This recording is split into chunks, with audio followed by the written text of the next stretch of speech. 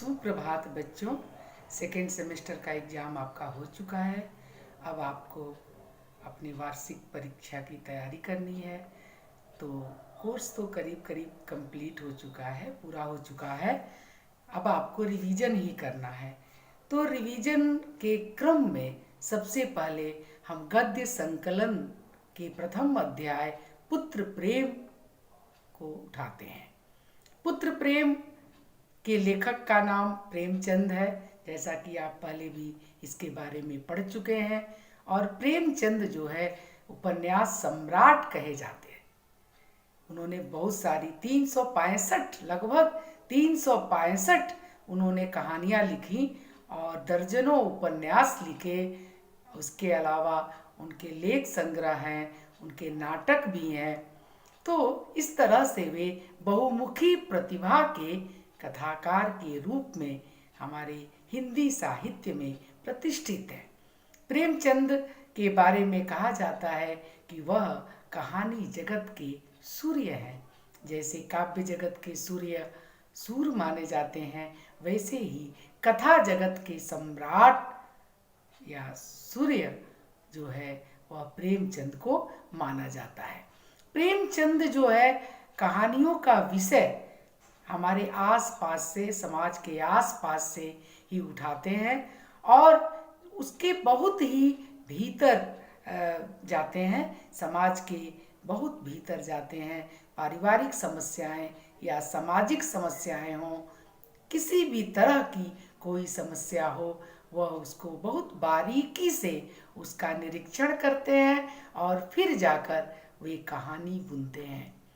इसलिए उनके कहानी के जो पात्र है वह ऐसा लगता है कि हमारे आसपास का ही कोई व्यक्ति है। ऐसा नहीं कि वे बहुत काल्पनिकता में जीते हैं, बहुत काल्पनिक कहानी वे नहीं लिखते हैं। वे हमारे आसपास से ही कहानी का विषय उठाते हैं और बड़े ही मनोवैज्ञानिक ढंग से उस कहानी की रचना करते हैं। तो पुत्र प्रेम भी उसी तरह की एक रचना है जिसमें एक पिता के मनोविज्ञान को बताया गया है, जो आज के आर्थिक युग में अर्थशास्त्र का ही समर्थन करने वाला है। आज का युग आप जानते हैं अर्थ युग कहा जाता है, यानी सब कुछ आजकल जो है पैसे पर ही निर्भर है। सारे रिश्ते नाते जो है वह आजकल अर्थ केंद्रित होते जा रहे हैं। यह आज के समय की सबसे बड़ी विडंबना है और यह बहुत भयावह है, क्योंकि रिश्तों की जो बुनियाद होती है वह भावना होती है। भावना पर आधारित रिश्ते होते हैं, लेकिन अगर वह पैसे पर केंद्रित होने लगे तो रिश्ते जो हैं वह ज़्यादा टिकाऊ नहीं होते हैं और रिश्तों से वह सुकून, वह इत्मीनान हासिल नहीं होता है। इस कहानी में भी आप देखते हैं कि एक पिता जो वकील है, काफ़ी पढ़ा लिखा है, अर्थशास्त्र का अध्ययन उसने किया है और वह जो है अर्थशास्त्र का अध्ययन तो उसने किया ही है, वह अर्थशास्त्र को अपने जीवन में भी उतार लेता है। उसके दो पुत्र हैं, एक प्रभुनाथ जो उसका बड़ा पुत्र है, वह जो है उसको पढ़ा लिखा कर उसको लंदन भेजना चाहता है, उसको बैरिस्टर बनाना चाहता है। लेकिन उस बच्चे की, उस लड़के की तबीयत खराब हो जाती है, उसको क्षय रोग, टीबी की बीमारी हो जाती है, जो उस समय राजयक्ष्मा कहा जाता था, जो लाइलाज था। जब उसका इलाज संभव नहीं था, जो आज इस तरह के इलाज संभव हो गए हैं कि ये बीमारी कोई बहुत ऐसा नहीं माना जाता है कि ये ख़त्म नहीं हो सकती है। लेकिन उस समय जो है यह बहुत मुश्किल से जो है इसको कमांड किया जाता था, क्योंकि ये बहुत महंगा इलाज था। तो उसके पुत्र को जब यह बीमारी हो जाती है तो वह बहुत निराश होता है।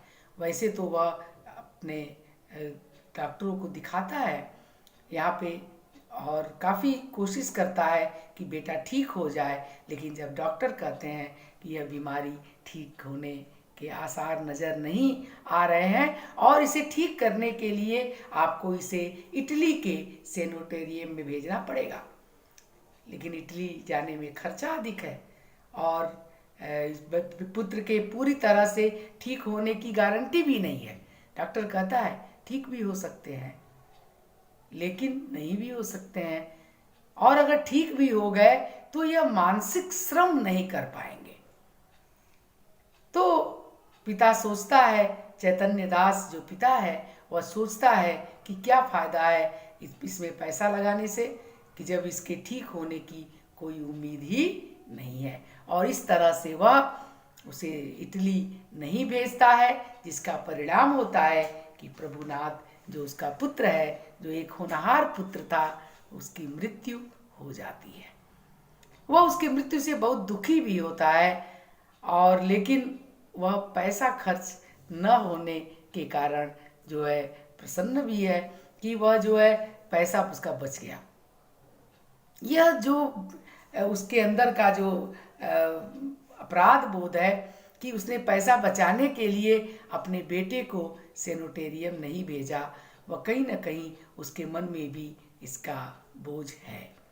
हालांकि उसने अपनी तरह से कोशिश की थी कि बेटा बच जाए। उसकी पत्नी भी इस बात के लिए उस पर दबाव डालती है कि वह किसी तरह से भी उसे इटली भेज दे और जो है वो ठीक हो सकता है। तो उम्मीद के सहारे जो है चैतन्य दास ये रिस्क नहीं लेना चाहता है कि उम्मीद है तो उम्मीद टूट भी सकती है, वह नहीं भी ठीक हो सकता है। तो इस तरह से बेटे की मृत्यु हो जाती है। लेकिन यह यथार्थ चित्रण लेखक एक तरफ करता है कि एक तरफ चैतन्य दास जैसे पिता भी हैं जो कुछ रुपयों के लोभ के कारण, कुछ रुपए बचाने के कारण अपने पुत्र को मरते हुए देखते रहते हैं। फिर इसके बाद प्रेमचंद ने दूसरे उसके हिस्से में एक ऐसे पुत्र, आदर्श पुत्र का चित्रण किया है जो अपने बूढ़े पिता को ठीक करने के लिए अपनी जायदाद की परवाह नहीं करता। वह खेत बेच देता है, जमीन जायदाद का एक हिस्सा बेच देता है, पिता को तीर्थ यात्राएं कराता है, महंगा से महंगा उसका इलाज कराता है और अंत में पिता की इच्छा थी कि वह ऐसे मणिकर्णिका घाट पे बड़े बाजे गाजे के साथ उनका अंतिम संस्कार किया जाए, जिसमें बहुत सारे लोग शामिल हों। और ये जो है मणिकर्णिका घाट, बनारस का मणिकर्णिका घाट जो है वह काफ़ी दूर है उसके गांव से, लेकिन वो बेटा ये पैसे की परवाह नहीं करता है और अपने पिता की अंतिम इच्छा को पूरी करने के लिए बहुत सारे लोगों को और बाजे गाजे के साथ मणिकर्णिका घाट पे आता है, जहाँ पर चैतन्य दास अपने पुत्र का दाह संस्कार देख रहे हैं। और वहाँ पे चिता की जो लपटें उठ रही हैं उसको देखकर उनको बहुत ही दुख हो रहा है कि उनका पुत्र जवानी में ही काल कवलित हो गया। उसी समय वे देखते हैं कि एक तरफ बहुत भीड़ भाड़ है और वो जब वो पता करते हैं वो लड़का जो है इनके पास आता है और उनसे बातचीत होती है और बातचीत के क्रम में उसे पता चलता है कि जो है ये पुत्र है कि जिसने अपने पिता की अंतिम इच्छा को पूरा करने के लिए उनकी अंतिम इच्छा पूरी करने के लिए किसी भी चीज़ की परवाह नहीं की, धन की परवाह नहीं की और उनकी इच्छा के अनुरूप उनके मरने के बाद भी, जब तक वो जिंदा थे तब तक तो उसने उनके लिए सब कुछ किया ही किया, उनके मरने के बाद भी उनकी अंतिम इच्छा पूरी करने के लिए वह इतना अधिक खर्चा उसने किया।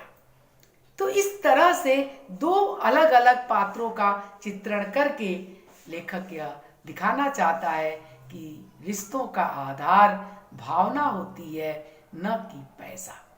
जो पैसे को आधार मानकर अगर कोई रिश्ते को निभाना चाहता है तो वह नहीं निभा पाएगा, क्योंकि रिश्ते जो है भावनात्मक होते हैं। लेकिन आज का युग जो है वह अर्थ युग है। आपने देखा है कि हर रिश्ते पैसे से प्रभावित हो गए हैं। पिता जो है पुत्र से वही उम्मीद रखता है, पुत्र पिता से वही उम्मीद रखता है, रिश्तेदार नातेदार भी जो है पैसे से ही संबंध को बनाए रखते हैं। तो ये बहुत दुखद बात है, और इस तरह से तो मानवीयता के सारे रिश्ते समाप्त हो जाएंगे। तो लेखक को इस बात की चिंता है, इसलिए वह ऐसे पात्र का चित्रण करता है कि जो इससे सबक लेता है। उस पुत्र की कहानी सुनकर, उस पुत्र की बात सुनकर, जिसने अपने पिता के लिए इतना त्याग किया, चैतन्य दास की आंखें खुल जाती हैं और उन्हें बहुत पछतावा होता है कि उन्होंने बहुत गलत काम किया है। और फिर वे अपने पुत्र का जो अंत्येष्टि संस्कार के बाद जो भोज होता है, ब्रह्म भोज होता है, उस पर खूब पैसा खर्च करते हैं। फिर वे पैसे की परवाह नहीं करते। इस तरह इस कहानी के द्वारा लेखक एक आदर्श की स्थापना करना चाहता है और लोगों को यह संदेश देना चाहता है कि रिश्ते नातों के बीच पैसे को न आने दें, वरना जो है रिश्ते आपके हमेशा दुखदाई ही रहेंगे। ठीक है, तो